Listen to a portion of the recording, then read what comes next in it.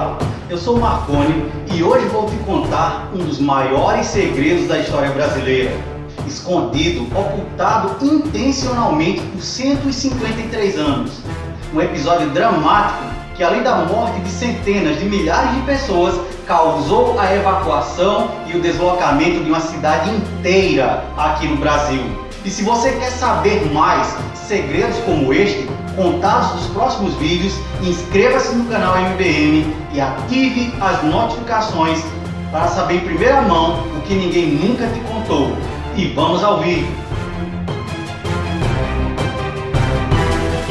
No mundo sempre observamos catástrofes e calamidades recorrentes, tais como a peste negra, com seus 50 milhões de mortos na Europa e Ásia, a cólera, com centenas de milhares de mortos de 1817 a 1824, a tuberculose, que matou 1 bilhão de pessoas, a varíola, com 300 milhões de mortos, a gripe espanhola, com 20 milhões de mortos, o tifo, com 3 milhões de vítimas, a febre amarela, com seus 30 mil mortos na Etiópia, o sarampo, com 6 milhões de mortos por ano até 1963, a malária, com 3 milhões de mortes por ano desde 1980, a AIDS, com 22 milhões de mortes desde 1981, as bactérias, vírus e outros micro-organismos já causaram estragos tão grandes à humanidade quanto as mais terríveis guerras, terremotos e erupções vulcânicas.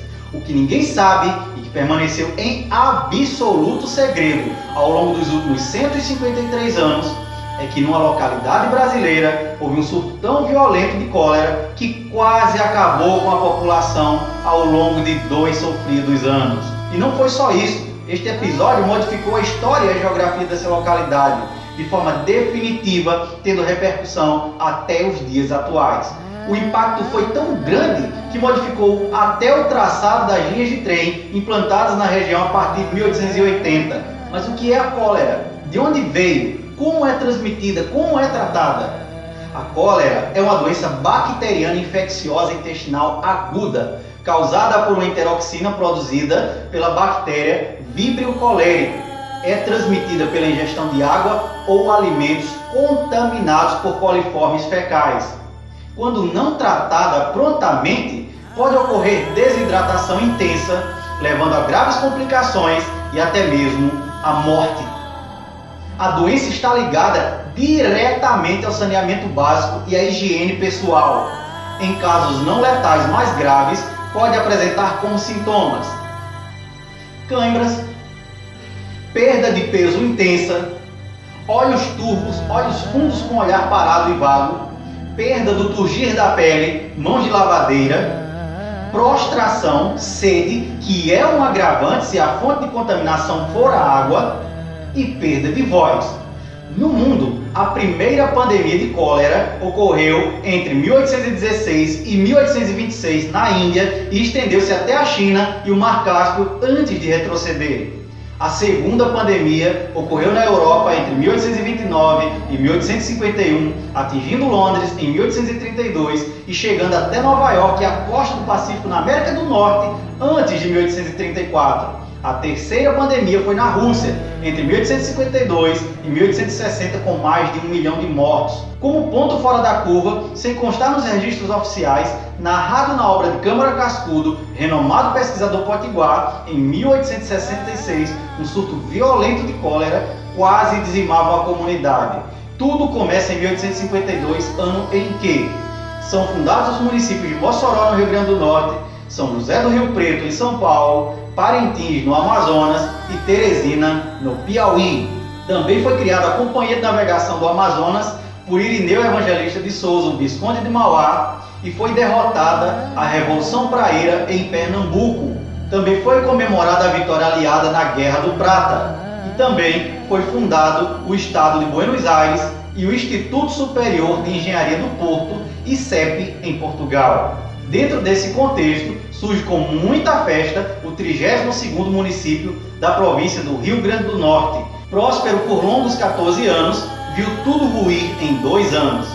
Em 1868 teve a mudança de sede, além da troca do seu nome, tudo para apagar um rastro de mortes causadas por um dos maiores desastres humanos já ocorridos no Rio Grande do Norte. O município de São Bento surge como núcleo humano a partir da introdução de gado na região pelo fazendeiro Pires, oriundo das cercanias do município de Santo Antônio do Salto da Onça. Criado pela Resolução Provincial número 245 de 15 de março de 1852, numa segunda-feira, numa região exuberante de clima ameno, nas Serras Potiguares, o município de São Bento viveu seu Armagedon e viu tudo repentinamente mudar. A cólera, em 1866, atingiu visceralmente aquela comunidade. Por vezes, pessoas quase foram sepultadas vivas, confundidas com as centenas de mortos e quase mortos naquela tragédia.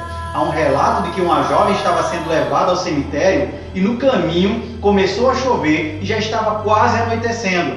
Os poucos homens que conduziam o cortejo fúnebre resolveram então deixar o caixão embaixo de um buzeiro, coberto com pedras, para que os cães não violassem o cadáver, acertando que concluiriam o sepultamento nas primeiras horas da manhã do dia seguinte. Para surpresa e espanto de todos, nas primeiras horas do dia, deram de frente com a jovem sentada nas pedras, retirando muitos mosquitos dos olhos. Assim como este, muitos outros casos ocorreram na região. O município, que tinha um pequeno cemitério, logo teve que providenciar um novo e enorme cemitério para o padrão da época, já que não havia espaço para atender a demanda dos mortos, que se sucediam aos montes. Como foi dito, a cólera é transmitida por hábitos e costumes que não prezam pela higiene com água e alimentos. O município de São Bento tinha duas principais fontes de água para consumo humano, a Cacimba Grande e a Cacimba da Barbosa. Essa água era transportada em potes, latas, barris, em burros e jumentos, e uma vez estando contaminadas, seria fatal, como foi. Depois de 2 anos dessa tragédia, em 12 de março de 1868, numa quinta-feira, é transferida a sede do município de São Bento, com os poucos sobreviventes, depois de controlada a doença, para as margens do rio Curimataú, pela Lei Provincial número 609. Porém, para ocultar a história macabra, trocaram o nome do município, que passou a partir de então a se chamar Nova Cruz, vez que esse era o nome da vila que recepcionou o município de São Bento. No espaço geográfico onde surgiu São Bento, que 16 anos depois virou Nova Cruz, foi criado outro município, em 30 de dezembro de 1958, numa terça-feira, 92 anos depois daquela tragédia. Assim surgindo Serra de São Bento, hoje um dos principais destinos turísticos do estado. Atualmente, Nova Cruz tem uma população de 37.695 habitantes, segundo o IBGE, sendo o 12º município mais populoso do estado. Tem uma economia consistente e tem importância regional significativa, mas traz consigo essa história macabra, escondida nos subterrâneos da história, resgatada na obra de Câmara Cascudo e recontada pelo canal MBM. Muito obrigado por nos acompanhar até aqui. Marco com você o nosso próximo encontro no próximo vídeo, que trará outro segredo histórico. Um forte abraço!